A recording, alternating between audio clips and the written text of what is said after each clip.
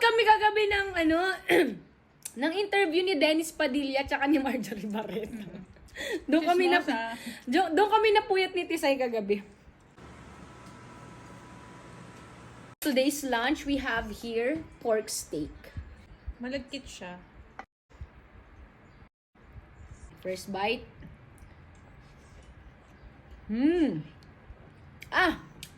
Asim!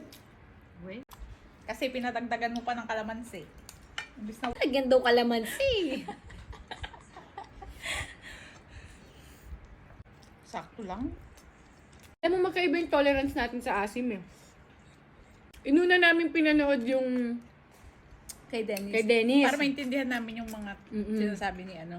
Grabe si Dennis, no? Alam mo, Alam nyo, pag napakinggan nyo yung interview ni Dennis, Sobrang tapos hindi ano. nyo pinakinggan yung interview ni Marjorie, maaawa kayo kay Dennis. Like, makakakuha talaga siya ng sympathy from public. Kaya pag nanood kayo, unahin nyo yung kay Dennis, and then panoorin nyo yung interview ni Marjorie.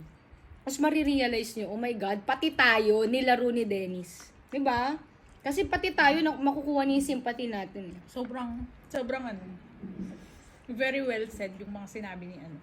Tsaka ang daming evidence ni Kasi Marjorie. na-witness mo yung hindi kayo in good terms. Literal, super pa-victim talaga yung term. Yung marites kami ni Shine kagabi. Tapos minaltrato niya pala si Marjorie.